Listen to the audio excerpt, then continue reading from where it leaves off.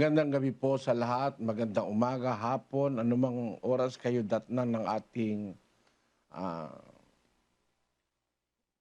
programa o ng ating gampanin ngayong gabi. Ito po ay pag-aaral ng doktrina o aral ng Panginoong Hesus. Yung salitang doktrina po, iyon ay Kastila at sa Tagalog ay aral. Ang sabi sa Biblia, doon sa unang Timoteo, Kapitulo 6, versikulo 3, ganito po ang nakasulat doon.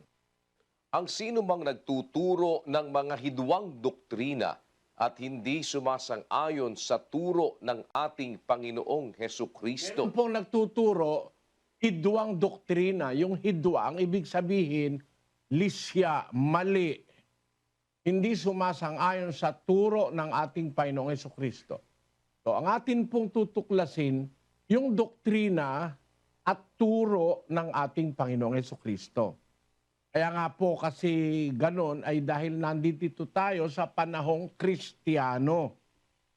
Tapos na po yung panahon ng Mosaiko, yung panahong Israelita, yung panahon ni Moises. Tayo po'y nasa ilalim ng panahon ni Kristo. Kaya ang aral na ating tutuklasin sa Biblia, hindi aral ng kahit na sino pa. Si Kristo po na anak ng Diyos na isinugo sa lupa, na siyang ipinakilala ng Ama na dapat nating pakinggan. 17:5 ng Mateo, ganito po ang nakasulat. Samantalang nagsasalita pa siya, narito ang isang maningning na alapaap ay lumilim sa kanila.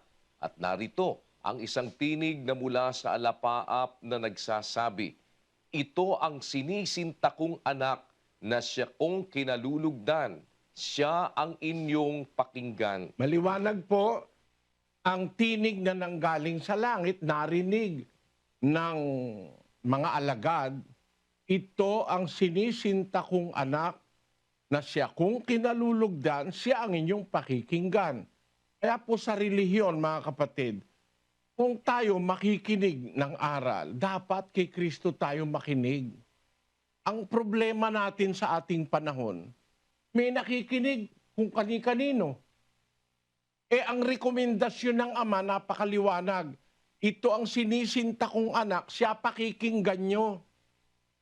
Yun po ang aming anyaya sa inyo, mga kababayan. Magsuri po muna tayo bago natin desisyonan kung tayo ba'y mananatili sa ating samahan, sa relihiyong Katoliko, sa Iglesia ni Cristo ni Manalo, o sa Baptist, o sa Born Again. Nasa sa inyo po yun, wala namang pwedeng mamilit sa atin. Pero inyo-offer po namin sa inyong pag-aaral na ito, ang pag-aaralan natin, doktrina ni Kristo. Bakit po? Basahin natin ang 4 ng Judas. Ito po ang nakasulat. Sapagkat may ilang taong nagsipasok ng lihim, yaong mga itinalaga ng una pa sa kahatulang ito, mga di banal na pinalitan ng kalibugan ang biyaya ng ating Diyos, na itinatatwa ang ating iisang guro at Panginoong si Hesukristo. Doon po sa komunidad Kristiyano nung una, merong kinikilalang iisang guro at Panginoong si Jesucristo. Hindi ang guro kung sino pa. Ang sabi, iisang guro na siyang ating Panginoong Jesucristo. Kung siya ang iisang guro, siya ang ating pakikinggan pag nagtuturo siya sa atin. Yun po ang punto ko. Kaya ngayon po ang ating pag-aaralan at pakikinggan yung turo ng iisang guro. Huwag tayong pumayag na ang magturo sa atin si Buddha. Iba ituturo ni Buddha o si Shinto. Huwag yun. Hindi po yun ang guro na may karapatang magturo na galing sa Ama ang karapatan. Kasi nung marinig ng mga apostol doon sa bundok na sinasabi sa langit na ito ang aking sinisintang anak na siya kong kinalulugdan, siya inyong pakikinggan, yun mismo ang pagbibigay ng Diyos ng giya sa mga apostol para ang pakinggan nila ang Panginoong Hesukristo na siyang iisang guro na itinakda ng Ama para sa mga Kristiyano sa panahong mula nung unang mangaral si Kristo hanggang sa katapusan na ng mundo. Siya po ang ating guro. Sa Kanya tayo sasangguni, ang Kanyang aral, yung salita ng Kristo, yun po ang ating iisa-isahing pag-aralan mula ngayong gabi hanggang sa susunod na mga gabi kung loloobin ng Diyos. Sapagkat yun ang doktrina ni Kristo. Pag tayo nakinig sa iba, doktrinang hindi kay Kristo, masama po ang kahulugan nun, mga kapatid. 7:7 ng Marcos hanggang 8. Datapwat walang kabuluhan ang pagsamba nila sa akin na nagtuturo ng kanilang pinakaaral ng mga utos ng mga tao. Ayon, maliwanag ano po. Walang kabuluhan ang pagsamba nila sa akin, sabi ng Panginoon, na nagtuturo ng kanilang pinakaaral ng mga utos ng mga tao. Ano ngayon ang nangyari sa 8? Nilisan ninyo ang utos ng Diyos at inyong pinanghahawakan ang salit-saling sabi ng mga tao. Yan po ang masama niyan na lisanin natin, humiwalay tayo sa utos ng Diyos at ang panghawakan natin yung salit-saling sabi ng mga tao. Kaya nga, sabi ni Kristo, walang kabuluhan ang pagsamba nila sa akin. Sumamba man tayo, mag-abuloy man tayo, bigay man natin lahat ng ating kayamanan. Pero ang ating sinusunod pala, utos ng mga tao, doktrina ng mga tao, walang kabuluhan ang ating ginagawa. Kaya sa relihiyon, mga kababayan, ang relihiyon po, hindi nakukuha yan sa parang paano-ano lang, yung parang reckless tayo. Ang relihiyon, we have to take religion and we have to practice religion as seriously as it must be. Kailangan sa pagre-relihiyon, gawin natin yung pinakamabuting pagsusuri bago tayo magrelihiyon. Marami pong kabaliwan sa ating panahon. Maraming pagliligaw sa ating panahon. Ipinagpauna po yan ng Biblia na may magtuturo ng ibang aral, yung mga palalo, yung walang nalalamang anuman tungkol kay Kristo.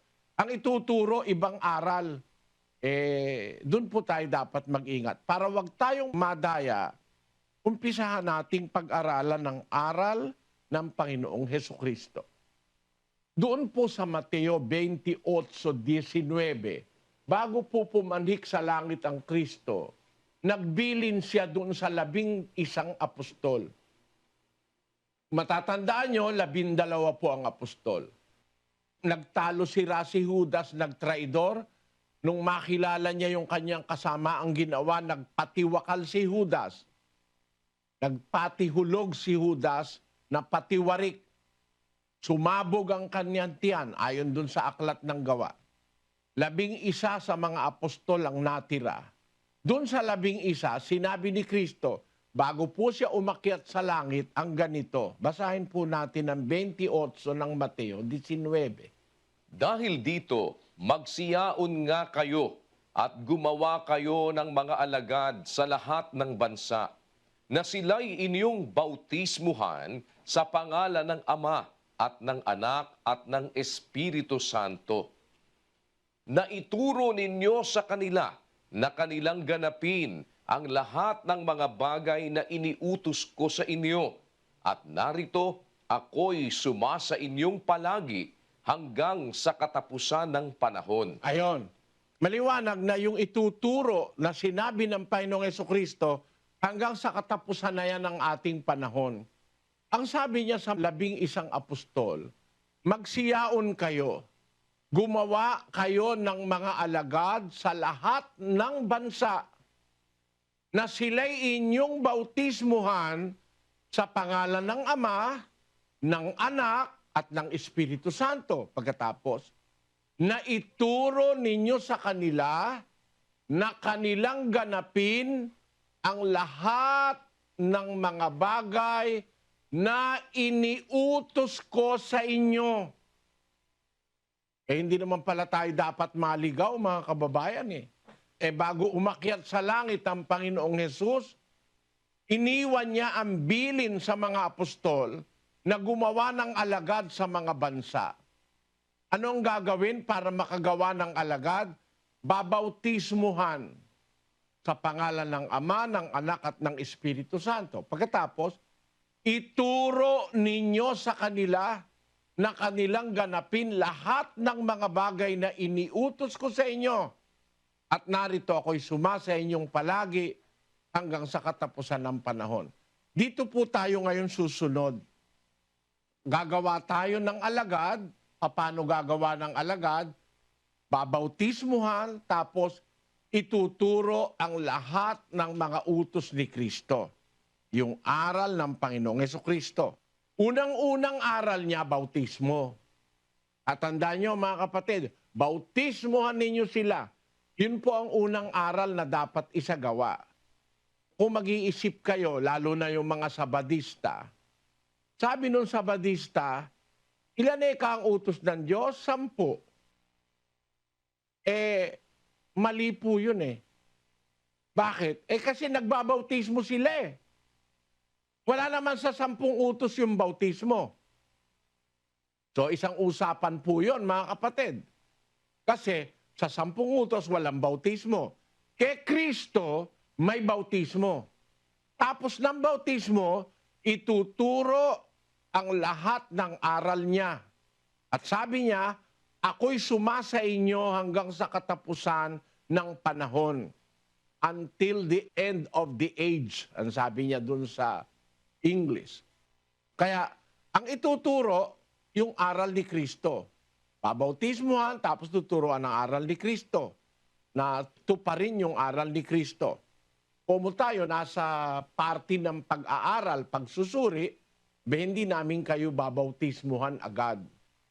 Kundi, susuriin muna natin yung aral. Pag nasuri nyo na ang aral, mga kapatid, nakita nyo tama, yun ang una nating tutuparin, magbautismo. Pero, susuri muna tayo ng aral ni Kristo. Alamin natin muna kung yung aral na ating itinataguyod sa Iglesia ng Diyos o sa Church of God International, ayun nga yung aral ni Kristo. At ang garantiya ko sa inyo, magdala kayo ng pansulat, papel, lapis, o kaya tandaan ninyo na kung meron kaming ituturo sa inyo hindi aral ni Kristo, huwag niyong tatanggapin. Ang tanggapin nyo lang yung aral ni Kristo. At yung aral ni Kristo, nakasulat po sa Biblia yon. Pag hindi nakasulat sa Biblia, huwag niyong tatanggapin. Kasi yung aral ni Kristo, yung utos niya, lahat yon nakasulat sa Biblia. Hindi po pwedeng walang nakasulat, tatanggapin natin. 14:37 ng unang Korinto, pakinggan nyo. Kung iniisip ni man na siya'y propeta o ayon sa Espiritu, ay kilalanin niya ang mga bagay na sa inyo'y isinusulat ko na pawang utos ng Panginoon. Ayun ang sabi ng mga apostol. Ang lahat ng sa inyo'y isinusulat ko, sabi ni Pablo, pawang utos ng Panginoon. Kaya yung lahat ng utos ng Panginoong Hesus, makikita natin isinulat ng mga apostol. Pagka hindi isinulat, hindi utos yun. Kasi sabi niya, liwanag ang mga bagay na sa inyo isinusulat ko, pawang utos ng Panginoon. Yung salitang pawang sa Tagalog, ang ibig sabihin nun, lahat, bawat isa na itinusulat ko, pawang utos ng Panginoon. Pagka kayo tuturuan, wala sa nakasulat, magduda na kayo agad mga kababayan. Pag wala sa nakasulat, halimbawa, bibigyan ko po kayo ng halimbawa, hindi nakasulat na ang bagong Jerusalem sa Davao. Wala yun. Hindi nakasulat na ang Diyos, yung kanyang trono, aalisin niya sa langit, dadalhin niya sa Davao. Yung trono ng Diyos, hindi po aalisin ng Diyos yung kahit kailan sa langit. Permanente ang Diyos Hindi naman siya squatter para maglipat-lipat siya ng kanyang trono, ng kanyang domain. Hindi po ito, mga kababayan, hindi po ito pang-aatake, Para lang ipakita ko sa inyo, may mga aral wala sa Biblia, hindi tinuturo ng Biblia. Kaya kung alin lang yung nakasulat sa Biblia, yun lang ang ating tatanggapin, yun lang ang ating sasampalatayanan. Gaya ng sinabi ng Panginoong Hesus sa mga apostol. Ituro niya sa kanila ang lahat ng bagay na aking iniutos sa inyo at narito ako'y sumasa inyong palagi hanggang sa katapusan ng panahon. Ngayon, umpisahan natin. Ang unang aral niya, bautismo, mga kapatid. Anong katunayang ang unang aral ni Kristo sa isang dating hindi mananampalataya? Pero pag nakinig sa Kanya at sumunod sa Kanya, ang unang aral ay bautismo. Alam nyo, si Pablo, yung Apostol Pablong pinag-uusapan sa mga relihiyon, yan po, hindi dating Kristiyano yan. Yan po ay miyembro ng Judaismo, si Apostol Pablo. Basahin natin ang 1:13 ng Galacia. Sapagkat inyong nabalitaan ang aking pamumuhay ng nakaraang panahon sa relihiyon ng mga Hudyo, kung paanong aking inuusig na malabis at nilipol ang iglesia ng Diyos. Nung nasa panahon na siya'y nasa relihiyon ng mga Hudyo, ang ginagawa ni Pablo, inuusig niya yung iglesyang itinayo ni Kristo. Inuusig ko ikang malabis at nililipol ang iglesia ng Diyos. Sabi ni Pablo. Ngayon, mula sa relihiyon ng mga Hudyo, tinawag siya ng Panginoong Hesus. Nung tawagin siya, ang unang-unang sinabi kay Pablo, 22:16 ng Gawa. Pakinggan nyo. At ngayon, bakit ka tumitigil? Magtindig ka, at ikaw ay magbautismo, at hugasan mo ang iyong mga kasalanan na tumatawag sa kaniyang pangalan. Ang unang-unang ipinapasunod po kay Pablo, nung matawag na siya bilang isang kaanib sa iglesia, ang sabi po ni Ananias sa kanya, bakit ka nagtitigil? Magtindig ka, ikaw ay magbautismo at hugasan mo ang iyong mga kasalanan na tumatawag sa kanyang pangalan. Ang unang utos na ipinapatupad ng Diyos kay Pablo, nung siya'y umalis sa Judaismo at tinawag siya ng Diyos, magtindig ka, magbautismo ka sa pangalan ni Hesukristo. Sabi ng Biblia. Hugasan mo ang iyong mga kasalanan na tumatawag sa kanyang pangalan. So, ito po ang patunay na ang unang utos ay bautismo para maging kaanib sa iglesia ng Diyos. Kasi pagkatapos na mabautismuhan, si Pablo ay naging kaanib sa iglesia ng Diyos. Pakinggan nyo ang 1:2 ng unang Korinto. Si Pablo, na tinawag na maging apostol ni Hesukristo sa pamamagitan ng kalooban ng Diyos, at si Sostenes na ating kapatid, sa iglesia ng Diyos na nasa Korinto, sa makatwid bagay sa mga pinapaging banal kay Kristo Jesus, na tinawag na mga banal, na kasama ng lahat ng mga nagsisitawag sa bawat dako sa pangalan ng ating Panginoong Hesukristo na kanila at ating Panginoon. Ayun, maliwanag po si Pablo, dati nasa relihiyon ng mga Hudyo, nasa Judaismo. Inuusig niya ang iglesia ng Diyos. Kung natatandaan niyo yung Galacia 1:13, aking nilipol at inuusig na malabis ang iglesia ng Diyos. Yung iglesia ng Diyos na ipinangangaral ni Kristo at mga naunang apostol, yung inuusig niyang iglesia, doon siya tinawag. Nung tawagin siya, ang unang sinabi sa kanya, magtindig ka, magbautismo ka, hugasan mo ang iyong kasalanan. Kaya yun ang unang-unang aral na ipinatanggap kay Pablo para siya maging kaanib naman ng iglesia ng Diyos. Kaya nung bandang huli, sabi niya, si Pablo, tinawag na apostol ni Hesukristo, siya may sabi noon, sulat niya ito sa pamamagitan ng kalooban ng Diyos at si Sostenes na ating kapatid sa iglesia ng Diyos. Nagtuturo na ngayon siya sa iglesia ng Diyos.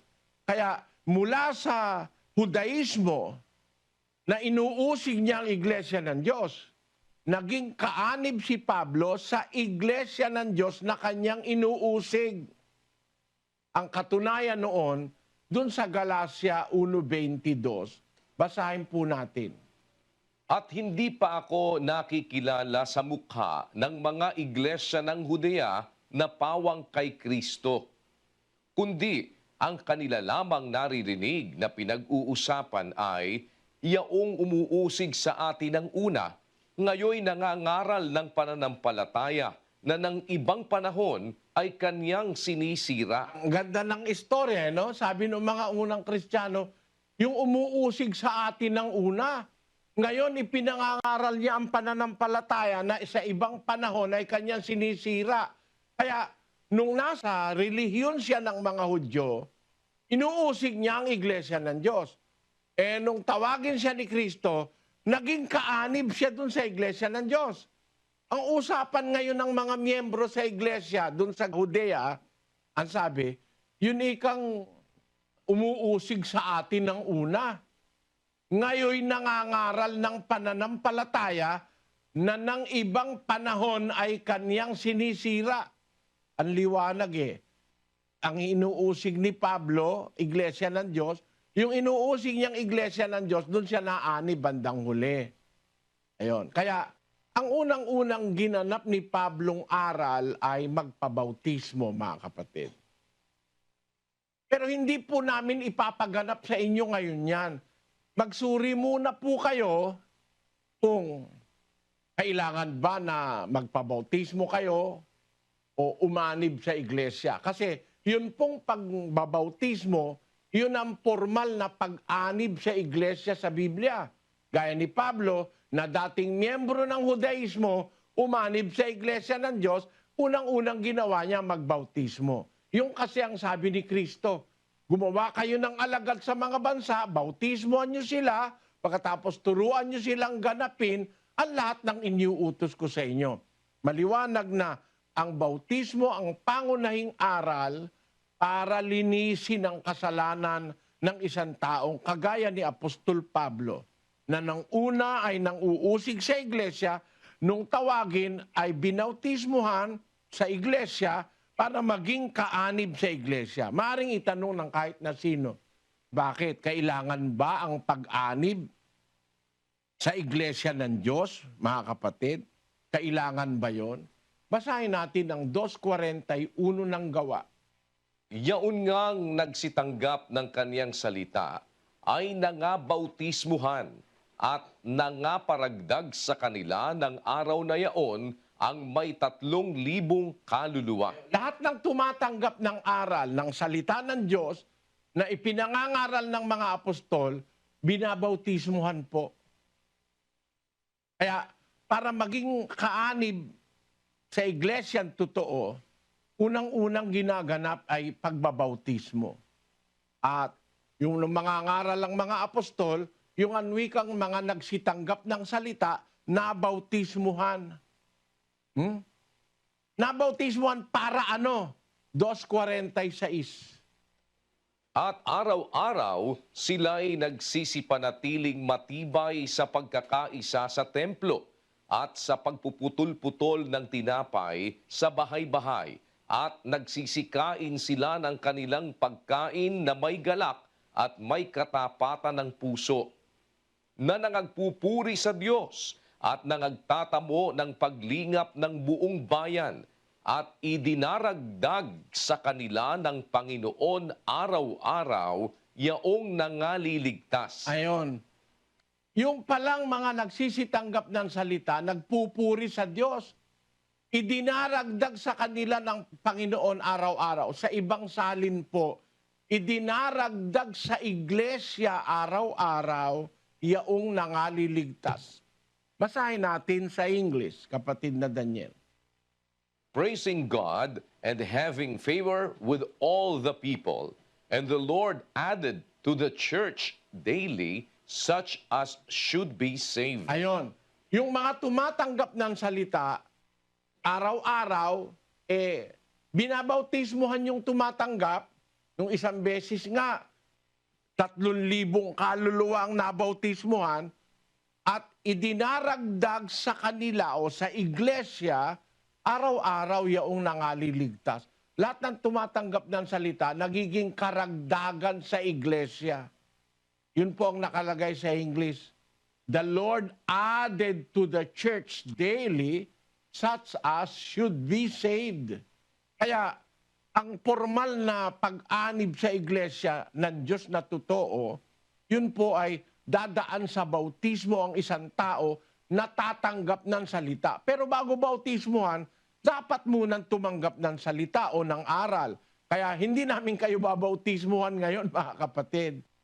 Pag-uumpisahan natin ngayong pag-aralan ang aral na pagka matatanggap ninyo, ang unang gagampanan ninyo ay bautismo. Yung tunay na bautismo sa Biblia. Pero for the meantime, hindi po yan ang ating gagampanan. Susuriin muna natin yung aral at pag narinig nyo, kung matatanggap nyo, saka magaganap yung kayo ay babautismuhan. Pero kailangan po yung bautismo kasi yun ang formal na pag-anib sa iglesia. Utos po ng Diyos kasi yung lahat ng tumatanggap ng salita, idinaragdag sa iglesia. Nagiging karagdagan ng mga kaanib sa iglesia yung mga tumatanggap ng salita. Paano kayo maaanib? Kung hindi naman namin ipapaliwanag yung salita ng Diyos sa inyo. Pero kailangan munang maipahayag sa inyo ang salita ng Diyos. Kung matatanggap nyo, magiging karagdagan sa iglesia ang isang taong nakatanggap ng salita pagkatapos na siya ay mabautismuhan. Ayon sa Biblia. Ang katunayang yung pag-anib sa iglesia, kasi ganito yan mga kapatid, hindi ko talaga pwedeng tiisin na hindi masabi. Kung nakikinig kayo nung 700 Club, ang sabi nung puno ng 700 Club, hindi kakailangan ng iglesia. Yun. Isa sa mga aral ngayon ng kasinungalingan yan, Mabuti ilagay natin sa screen. Kailangan ba ang pag-anib sa iglesia? Ang sabi ni Pat Robertson, eto, basahin natin ito, kapatid na Luz. Ito po ang sagot ni Pat Robertson, salin sa Pilipino ng The Answer, 100 Questions Filipino Ask, page 58 to 59. Kailangan ba akong sumapi sa iglesia para maligtas? Para maligtas, kailangang tanggapin si Jesus bilang Panginoon at tagapagligtas. Walang ibang paraan. Ang pagpasok sa iglesia ay hindi makapagliligtas. Hindi pala makapagliligtas ang pagpasok sa iglesia. Bakit si Kristo nagtayo ng iglesia? Hindi ba dapat nag-iisip din tayo, mga kababayan? Wala palang kwenta ang iglesia, hindi pala kailangan sumapi. Bakit tinayo ni Kristo ang iglesia? Yun ang hindi sinasabi ni Pat Robertson. Isang napakalaking issue ito na nagpapakita ng pagliligaw ng mga taong walang pagtitiwala sa Diyos. Sabi ng Biblia, ang Diyos nagtayo ng iglesia. Ibig sabihin, nagtayo ang Diyos ng iglesia para itakwil mo lang, wag mo lang pansinin, wala palang kwenta, ganon. Ganon ba ang Diyos ni Pat Robertson? Walang logic. Tatayo ka ng iglesia, tapos di naman pala kailangan. Para kang bumili lang isang estatwa, nilagay mo sa gitna ng sala, wala naman pala, hindi naman pala kailangan, istorbo lang. Hindi po ganon. Sa Biblia, kaya itinayo ang iglesia para aniban ng tao. Na ang tao'y sumapi sa iglesia. Utos po ng Diyos yun. 3:6 ng Efeso. Pakinggan nyo. Na ang mga hentil ay mga tagapagmana at mga kasangkap ng katawan. Kita nyo? Salita ng Diyos ito. Yung mga hentil, kagaya natin, ang hentil po sa Biblia, lahat ng bansa labas ng Israel. Lahat ng bansa labas noong mga inakay ni Moises, tinatawag na mga hentil. Kaya ang Pilipino, Amerikano, Hapon, tayong lahat ngayon, mga hentil tayo. Gentiles ang tawag. Kasi hindi tayo kabilang doon sa Israelites. Ngayon, ang mga hentil ang wika, tagapagmana. mga kasangkap ng katawan. Alamin natin, alin ba yung katawan na sasangkapan ng mga hintil? Alin yung katawan? Colosas 1:18. At siya ang ulo ng katawan sa makatwid bagay ng iglesia. Ayan, si Kristo ang ulo ng katawan sa makatwid bagay ng iglesia. Yung katawan, mga kapatid, yun po ang iglesia na itinuturo sa Biblia. Yung iglesia ang tinuturo sa Biblia, dapat tayong mga hintil maging sangkap noon, maging members. Kung babasahin natin sa English, kapatid na Daniel. That is how the Gentiles are fellow heirs, members of the same body, and partakers of the promise in Christ Jesus through the gospel. Ang liwaliwanag, ang mga hintil, the Gentiles are fellow heirs, tagapagmana, members o kasangkap ng katawan, members of the same body. Alam na natin yung katawan, yun ang iglesia. Ang mga hintil ay tagapagmana, kasangkap ng iglesia. May bahagi sa pangako na kay Kristo Jesus sa pamamagitan ng Ebanghelyo. Maliwanag kung gayon, mga kababayan, na ang pag-anib sa iglesia, kalooban ng Diyos, magiging sangkap tayo ng katawan o ng iglesia. Hindi natin pwedeng sabihin na ang kailangan ko lang si Kristo. Eh si Kristo nga ang nagturo ng iglesia eh. Tapos, ayaw mong tanggapin ngayon yung iglesia ang tinuro niya. Anong kahulugan nun? Si Kristo lang kailangan mo, yung iglesia hindi. Eh si Kristo nagturo ng iglesia, kundi ka ba naman ano? Wala ka bang utak?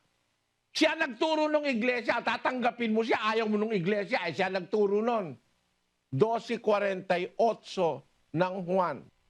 Ang nagtatakwil sa akin at hindi tumatanggap sa aking mga pananalita ay mayroong isang hahatol sa kanya. Ang salitang aking sinalita ay siyang sa kanya'y hahatol sa huling araw. Ang sabi ng Panginoong Hesus, ang nagtatakwil sa akin, hindi tumatanggap ng aking mga pananalita, eh hahatulan siya nung salitang sinalita ko sa huling araw. Tiyan mo yan. Pagka pala hindi mo tinanggap yung salita, tinatakwil mo yung nagsalita. Ang liwanag, tandaan niyo mga kababayan, ang nagtatakwil sa akin, hindi tumatanggap sa aking mga pananalita. Eh pagka pala sinasabi mo, tinatanggap mo si Kristo, ayaw mo naman yung salita ni Kristo, eh tinatakwil mo si Kristo. Isipin niyo mga kababayan, pagka sinabi mo na tinatanggap mo si Kristo, eh tinatakwil mo naman yung salita ni Kristo. Eh paano yun? Itinatakwil mo si Kristo. Ang kailangan lang daw si Kristo, hindi kailangan ng iglesia. Kailangan nga eh. Turo nga ni Kristo yung iglesia eh. No? Ang pagtanggap kay Kristo, tanggapin mo yung salita niya. At pag tinanggap mo yung salita niya, kasama sa itinuro niya ang iglesia. May iglesia siyang itinuro. At yun ang iglesia ng Diyos na nasa Biblia. Kung tatanggapin mo siya, tatanggapin mo yung salita niya, yung itinuro niya. Isa doon ay ang iglesia. At kailangang umanib ka doon sa iglesia na itinuro niya. Hindi ko sinasabi yung mga hindi nakarinig, hindi ko sinasabi yung nasa bundok, hindi ko sinasabi yung mga namatay nung araw na wala pang imprenta ang Biblia. May hustisya ang Diyos para sa kanila. May awa ang Diyos para sa kanila. Pero yung mga nakakarinig ng aral, may aral tayo naririnig, isa sa bahagi ng aral na yon ay ang pagtanggap sa iglesia na itinuro ni Kristo. Basahin po natin ang 12:9 ng Roma. Ang pag-ibig ay maging walang pagpapaimbabaw. Kapuotan ninyo ang masama, makisanib kayo sa mabuti. Ayon, ang sabi ng salita ng Diyos, kapuotan ninyo ang masama, makisanib kayo sa mabuti. Yung palang pagsanib, utos pala yon mga kababayan, yung pagsanib. kapuotan ninyo ang masama, makisanib kayo sa mabuti. Pagkasasabihin mo, hindi na kailangang umanib. Kung naiintindihan mo kasi, sasabihin mo, tanggapin si Kristo. Tapos ayaw mo namang ipatanggap yung iglesyang itinayo ni Kristo. Sabi mo, tanggapin si Kristo. Ang pagtanggap kay Kristo, tanggapin mo yung salita niya. Isa sa mga itinuro niyang aral, ang iglesia. Kaya nga siya nagtayo ng iglesia. Ano ba naman nagtayo ng iglesia, pagkatapos sasabihin niya, hindi mo na kailangan yan. Na sabi mo, tanggapin ko si Kristo. Ang aral ni Kristo ay nagtayo siya ng iglesia. Tapos si Kristo pa ang puno sa iglesia. Pagkatas ayaw mo. Basahin natin ang 5 ng Epeso 23. Sapagkat ang lalaki ay pangulo ng kanyang asawa, gaya naman ni Kristo na pangulo ng iglesia, na siya rin ang tagapagligtas ng katawan. Si Kristo pala pang ulo ng iglesia. Ayaw mong tanggapin ngayon. Ano ka? Di antikristo ka. Antikristong maliwanag yung ayaw tumanggap sa iglesia na itinuro ni Kristo. Kasi siya ang pangulo nun Siya ang pangulo ng katawan sa makatwid ng iglesia. Si Kristo, pangulo ng iglesia. Ayaw mo ng iglesia. Kaya mga kababayan, sana maintindihan po ninyo ang punto ko na ang iglesia, isang entity o isang institusyong itinatag ng Panginoong Hesus para ang tao umanib. Ang sabi, ang pag-ibig ay maging walang pagpapaimbabaw. Sabi ng Biblia, kapuotan ninyo ang masama, makisanib kayo sa mabuti. Yung pong pag-anib sa mabuti na itinuro ni Kristo, aral po ng Diyos yun. Kaya utos ng Diyos yung ang mga hintil, tagapagmana, kasangkap ng katawan o ng iglesia. Kasi ang katawan, siya nga yung iglesia. Katawan ni Kristo. Espiritual na katawan ni Kristo ang iglesia. Kaya lahat ng gustong pasakop kay Kristo, dapat, kung alam mo ang aral, paanib ka sa iglesia.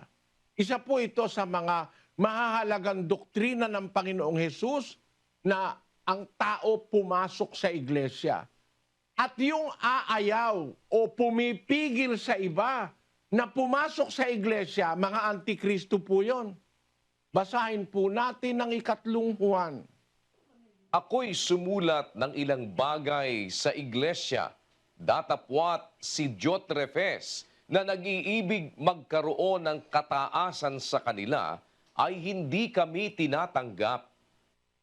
Kaya't kung pumarian ako, ay ipaalaala ko ang mga gawang kanyang ginagawa na nagsasalita ng masasamang salita laban sa amin at hindi nasisiyahan sa ganito, ni hindi man niya tinatanggap ang mga kapatid at silang mga ibig tumanggap ay pinagbabawalan niya at pinalalaya sila sa iglesia. Ayun, ang pangalan niya, Diotrephes, yung kalaban ng mga apostol. Kung iisipin nyo, mga kababayan, meron pa ngayong isang pastor na tapos na kayang church age. Hindi na kailangan na ikaw pumunta kayo sa iglesia. Sabi nung isa pang ano yun. Hindi na raw kailangan na iglesia, wag na raw pupunta sa iglesia. Sabi, ang liwa-liwanag sa Biblia. Sabi ni San Juan, ako'y sumulat ng ilang bagay sa iglesia. Datapwat si Diotrephes na nag-iibig magkaroon ng kataasan sa kanila, hindi kami tinatanggap. Kaya't kung pumarian ako, sabi ni Juan, ipapaalala ko sa iyo ang mga gawang kanyang ginagawa. Nagsasalita ng masasamang salita laban sa amin. Hindi nasisiyahan sa ganito. Hindi niya tinatanggap ang mga kapatid. At silang ibig tumanggap, pinagbabawalan niya at pinalalaya sila sa iglesia. Yan yung kaaway ng mga apostol. Ayaw na yung mga tao pumasok sa iglesia. Ganon din ngayon yung mga kalaban ni Kristo. Mga antikristo ngayon. Hindi kakailangan niyang iglesia. Huwag kayo mag-iglesia. Huwag daw mag-iglesia. Pupunta ka sa kanya. Ano yun sa'yo? Ha? Fellowship. O kaya born again fellowship o ministry. Ano ba yan? Di ba iglesia rin yan? Ayaw nyo lang ng totoo. Ang gusto nyo yung mali. Ang nasa Biblia ay iglesia ng Diyos. Yun ang ipinangaral ng mga apostol, mga kababayan. Tandaan nyo, nangaral ang mga apostol, ang ipinangaral, iglesia ng Diyos. Yung tunay na iglesia sa Biblia, Gawa 20:28. Pakinggan nyo. Ingatan ninyo ang inyong sarili at ang buong kawan na sa kanila'y ginawa kayo ng Espiritu Santo na mga obispo upang pakanin ninyo ang iglesia ng Diyos na binili niya ng kanyang sariling dugo. Nakita nyo kung gaano kamahal ang iglesia para sa Panginoong Hesus? Yung iglesia ng Diyos, binili niya ng kanyang sariling dugo. Kaya siya nagsakripisyo, pinatay sa krus dahil sa iglesia. Mahal na mahal ni Kristo ang iglesia. Kaya ang turo ng mga apostol, doon sa 5 ng Epeso, 5:25, kapatid na Daniel. Mga lalaki, ibigin ninyo ang inyo-inyong asawa, gaya naman ni Kristo na umibig sa iglesia at ibinigay ang kanyang sarili dahil sa kanya. Makita nyo? Mahal ni Kristo ang iglesia, si Pat Robertson hindi At saka yung mga pastor ngayon na nagsasabing hindi na kailangan na iglesia. Ang iglesia para kay Kristo, hanggang sa walang hanggan ng iglesia. Yung iglesia sa Biblia, walang wakasyon. 3:11 ng Epeso, kapatid na Daniel.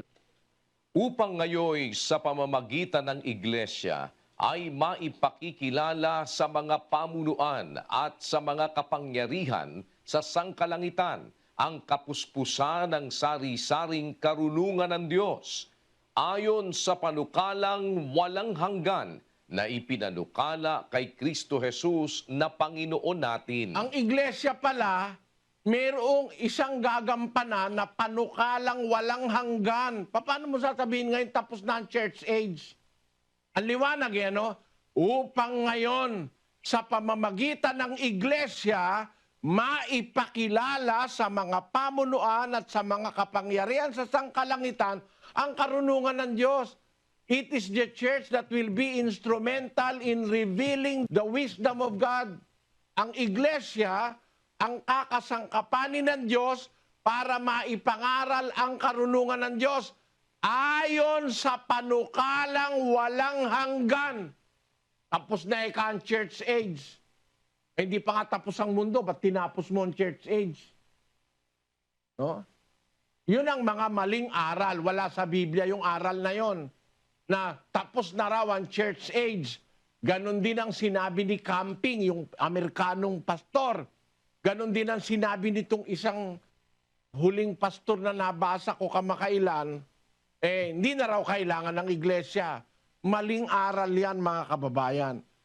Ang iglesia po, ang institusyon na itinatag ng Diyos sa pamamagitan ni Kristo para siyang aaniban ng tao para maturuan ng aral ni Kristo. Ang iglesia ang magtuturo ng karunungan ng Diyos ayon sa panukalang walang hanggan. Napakaliwanag naman Ulitin nga natin, lagay mo sa screen, kapatid na Daniel, pakiulit mo, mabasa. Pakibasa nyo, mga kababayan, hindi totoong tapos na ang iglesia o church age. Upang ngayon sa pamamagitan ng iglesia ay maipakikilala sa mga pamunuan at sa mga kapangyarihan sa sangkalangitan ang kapuspusan ng sari-saring karunungan ng Diyos ayon sa panukalang walang hanggan na ipinanukala kay Kristo Jesus na Panginoon natin. Panukalang walang hanggan niyang ang iglesia ay gagamitin ng Diyos para ipakilala ang karunungan ng Diyos. Huwag kayong magagalit, mga kababayan, no? Pinapakita ko lang kasi ito ang paraan ng Diyos sa pag-aaral ng salita ng Diyos. ikukumpara mo yung tama dun sa sinasabi ng mga mali sa isang talata ng Ecclesiastes 7:27. Narito, ito'y aking nasumpungan, sabi ng mangangaral, na iniaagapay ang isang bagay sa iba upang matagpuan ang kadahilanan. Pag-aagapayanin mo para makita mo kung alin ba yung totoo. Yung isang bagay, iaagapay sa iba. You are going to compare one thing to another in order to discover the existence of that thing. Parang ganito, mga kababayan, ano? Halimbawa, Miss Universe. Talagang pinag-aagapay, pinagtatabi-tabi ang mga kandidata para makita kung sino pinakamaganda. Pinag-aagapay.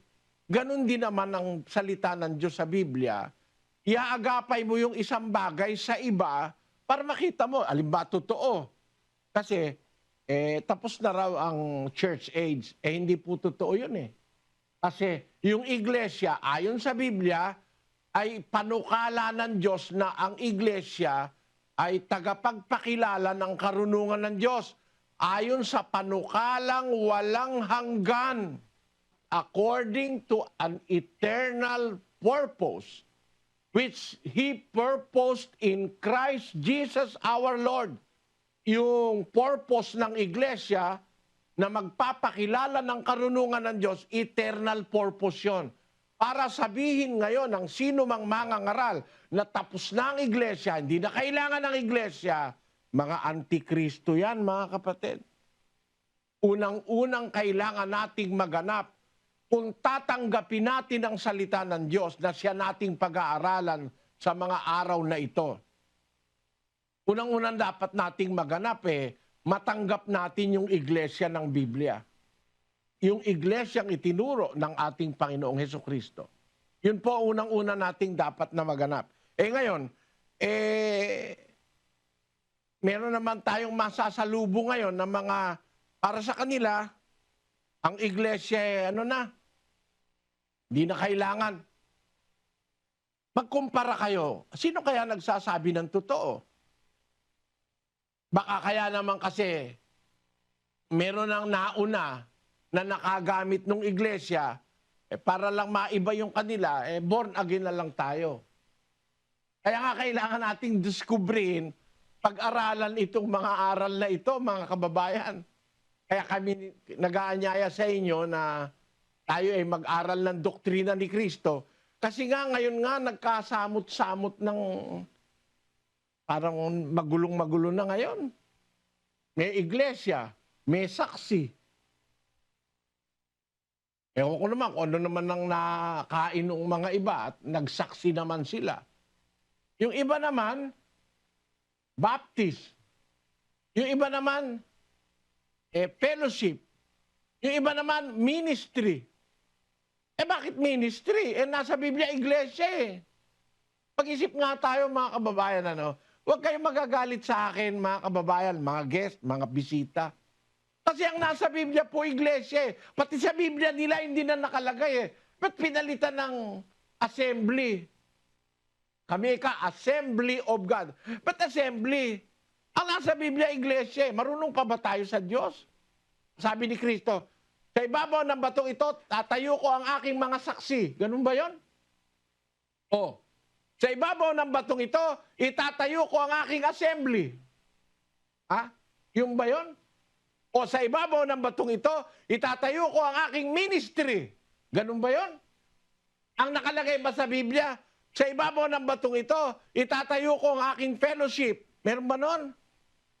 Hindi po Sa ibabaw ng batong ito, itatayo ko ang aking iglesia. Upon this rock, I will build my church. And the gates of hell shall not prevail against it. Iglesia po ang itinuturo sa Biblia, mga kababayan. Hindi fellowship, hindi saksi ni Jehovah, wala nun. Wala po nun. Hindi nagturo si Kristo na kayo'y magsaksi ni Jehovah, wala nun. O kayo kaya maging fellowship kayo, o ministry kayo, o kayo kung ano, wala po nun. Ang nasa Biblia, sa lahat ng Biblia, ayaw lang nilang ituro Ang itinayo, iglesia. At ang mga hentil ay mga tagapagmana ng buhay na walang hanggan, kasangkap ng katawan o ng iglesia. We must be part of that body. We must be members of that same body, which is the church. Aanib tayo doon sa iglesia na sinasabi sa Biblia. Huwag kayong maniniwala na hindi kailangan ng iglesia, hindi kailangan umanib. Kung alam mo rin lang, hindi natin inuobliga yung wala pang naririnig na aral, hindi pa nakakarinig ng ebanghelyo. Kagaya halimbawa, nung panahon ni Kristo, nangangaral siya 2,000 years ago. Yung mga ipugaw naman, gumagawa ng rice terraces. No? Eh, hindi naman narating ni Kristo yung mga ipugaw, kaya walang naanib sa iglesia nung panahon na yon. Pero ngayon, yung aral ni Kristo nakarating na sa ipugaw, kaya meron na tayong mga kapatid na sa ipugaw. No? Sa Mountain Province. Hindi natin inuobliga yung hindi nakakarinig. Pero yung nakakarinig ng aral, dapat maintindihan nila na si Kristo nagtayo ng isang institusyon. Tinawag sa Biblia na Iglesia ng Diyos. Yung Iglesia ng Diyos na yon ay magpapakilala ng karunungan ng Diyos ayon sa panukalang walang hanggan. At yung Iglesia ng Diyos na yon, doon aanib ang mga babautismuhan. Ayon sa ating nabasang mga talata. Hindi po pwede, mga kapatid, at hindi maaaring matutulan na ang iglesia ay institusyong mahalaga para kay Kristo. Pinag-ukulan niya nga ng kanyang sariling buhay yun eh.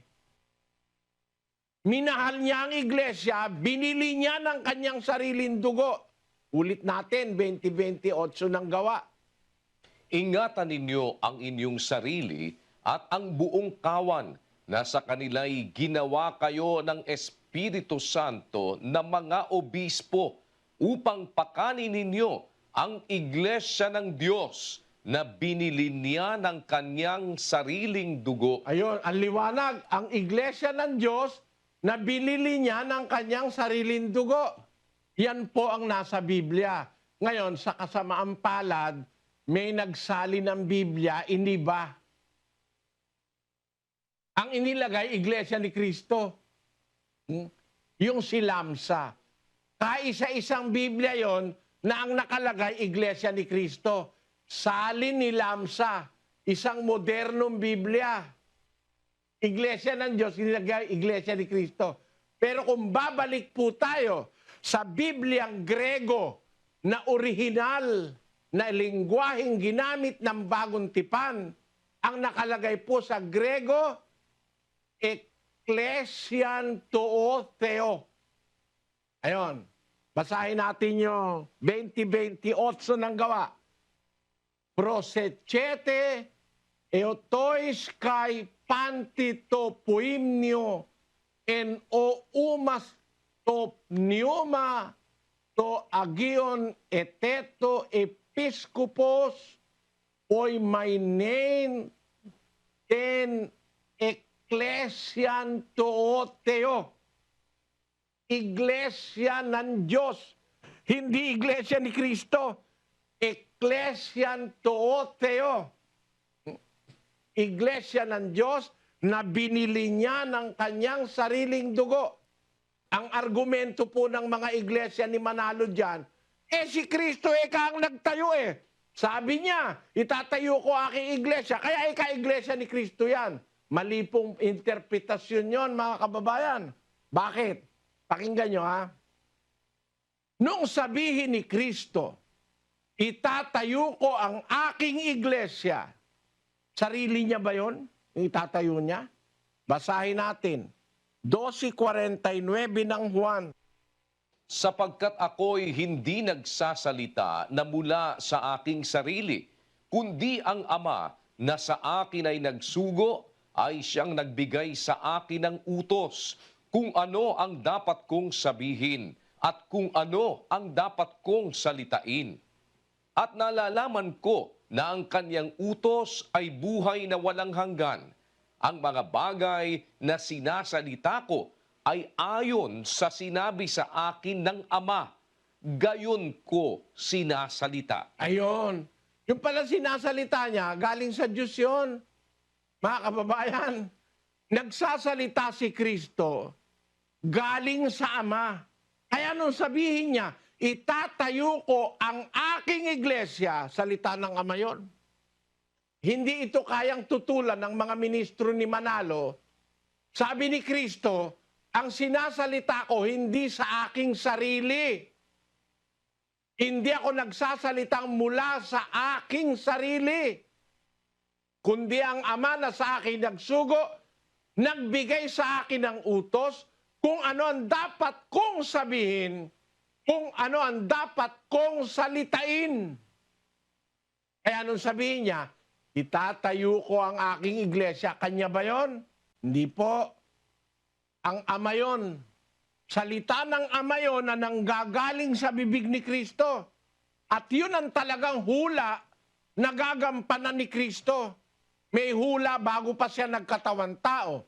18:18 ng Deuteronomio. Pakinggan nyo. Aking palilitawin sa kanila ang isang propeta sa gitna ng kanilang mga kapatid na gaya mo, at aking ilalagay ang aking mga salita sa bibig niya, at kanyang sasalitain sa kanila ang lahat ng aking iuutos sa kanya. O yan, itinuturo ba ni Manalo yan? Sabi sa hula, kausap ng Diyos si Moises, papalitawin ko ang isang propeta sa gitna ng kanilang kapatid, gaya mo.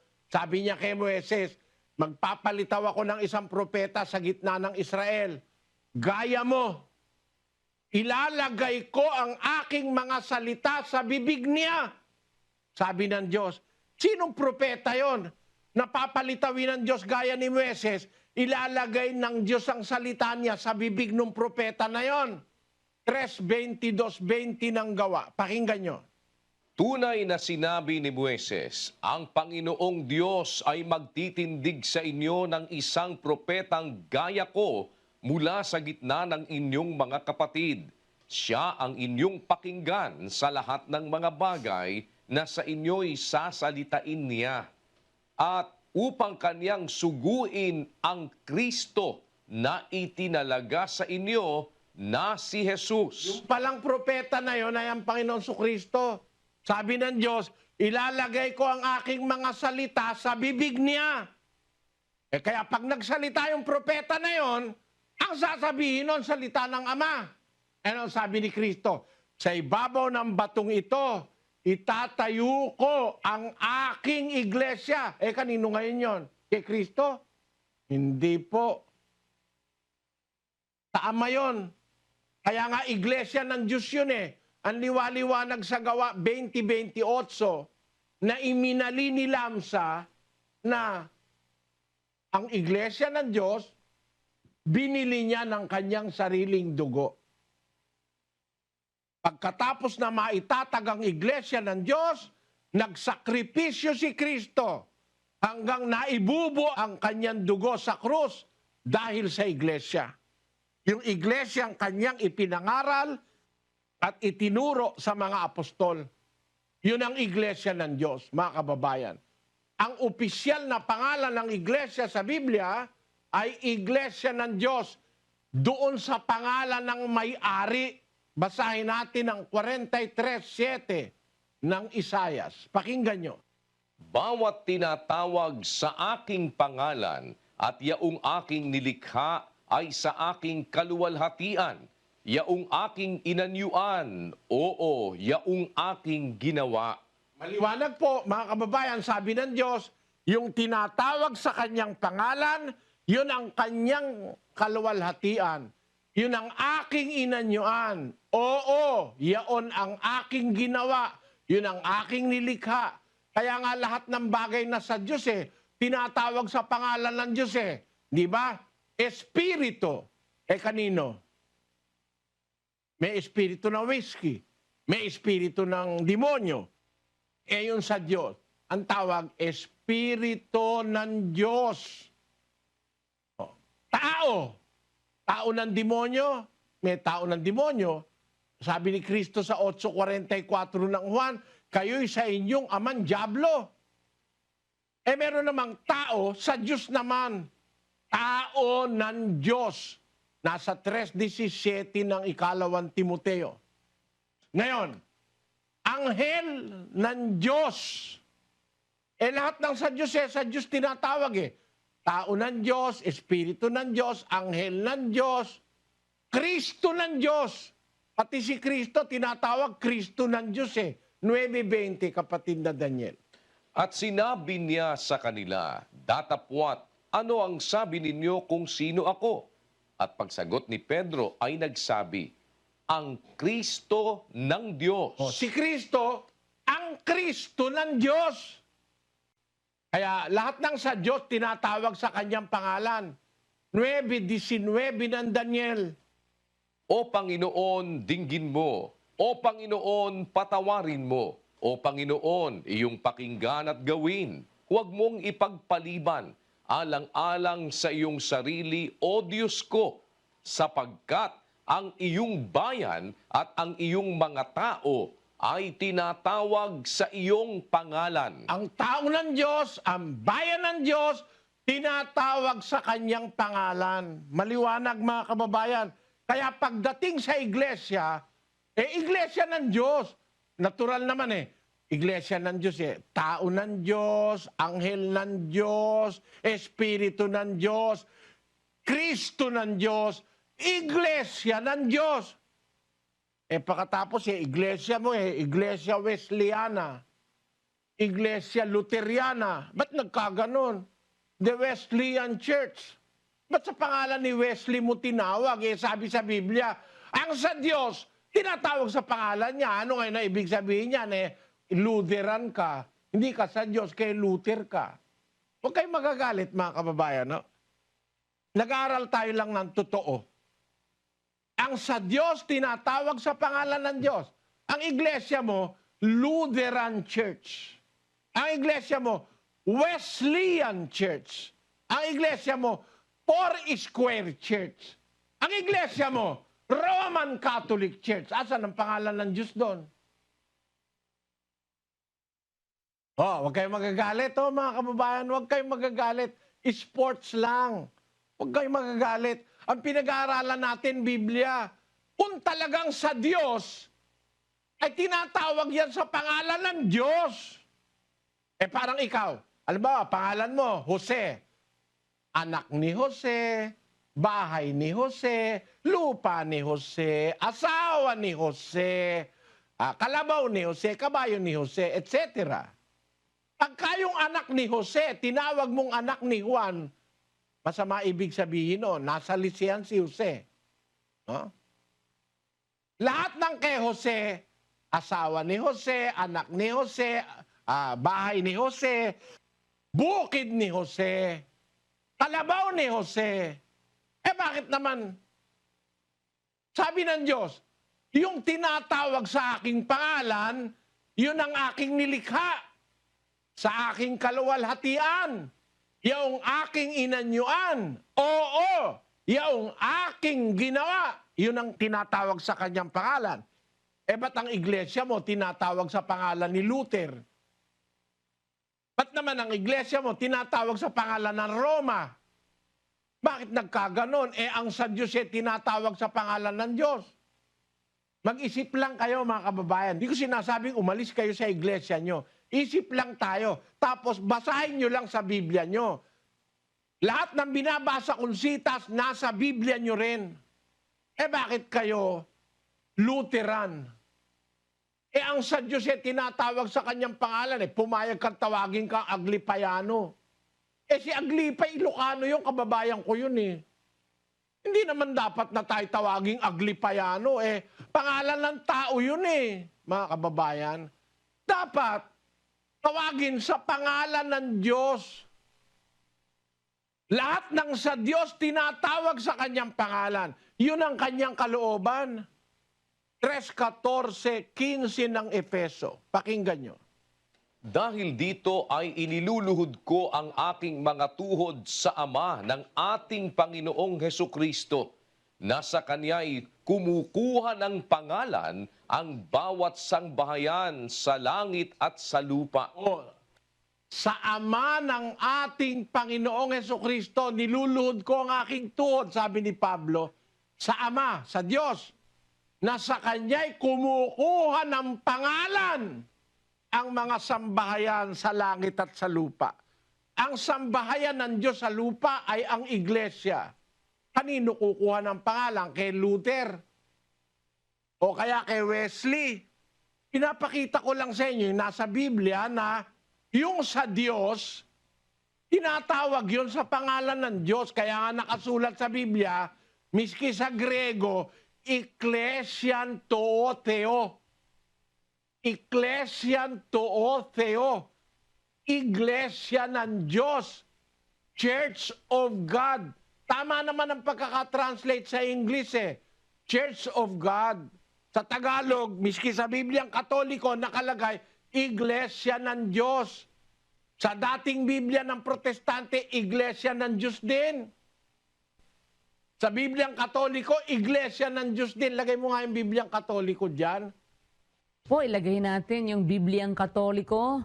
Nakasulat po dito, ingatan ninyo ang inyong sarili at ang buong kawan na pinaglagyan sa inyo ng Espiritu Santo bilang mga tagapamahala upang pamahalaan ang iglesia ng Diyos na kanyang tinubos ng sarili niyang dugo. Nyo, kung Biblia ang babatayan mo, hindi mo naman iibahin yan eh. Iglesia ng Diyos. Ba't naging Iglesia Romana? Na yung Iglesia ng Diyos, yun ang tinubos niya ng kanyang sariling dugo. Sa Bibliang Grego na orihinal na ginamit na salita sa Bagong Tipan ay Ecclesian to Theo. Iglesia ng Diyos din. Sa Cebuano nakalagay, matngoni ninyo ang inyong kaugalingon ug ang tanang panon, nga kanila ang Espiritu Santo naghimo kaninyo nga mga magtatanaw aron pasibsibon ninyo ang iglesia sa Dios nga gipalit niya sa iyang kaugalingang dugo. Iglesia sa Dios, no? Sa Ilocano. Kitain nyo ti Baguio, kenti amin nga ipastoran nangikabilan ti Espiritu Santo kada kayo, akas managaywan, tapno ipaarabyo ti iglesia ti Dios. Isu ginatang na itidara na. Liwanag, ano? Mga kapatid, ano, kung titignan natin, miski yung matandang Bibliang Katoliko, ang nakalagay, Iglesia ng Diyos. Yung unang mga salin ng Bibliang Protestante, ang nakalagay, Iglesia ng Diyos. At yun naman talagang nasa Greek original language, Ecclesian to Theo. Kaya, mayroong iglesia talaga mga kapatid sa Biblia. Binili ng Kristo ng kanyang sariling dugo. Pagkatapos ngayon, sasabihin mo, hindi na kailangan ng iglesia. Kailangan po yan. Ang unang-unang isang dapat nating maintindihan. Kagaya ni Pablo, galing sa relihiyon ng mga Hudyo, sa Judaismo, nang tawagin siya ng Panginoong Hesus, naanib siya sa iglesia ng Diyos. Kaya inililiwanag po namin sa inyo, alin ba ang aral na dapat nating unang maintindihan? Ang pag-anib sa iglesia ng Diyos, isa sa pangunahing aral ng ating Panginoong Kristo. Na bago tayo formal na maanib sa iglesia, kailangan nating mabautismuhan. Pero bago naman tayo mabautismuhan, kailangan muna nating matanggap yung salita. Paano yung matatanggap ang salita? Pag-aaralan natin ang salita.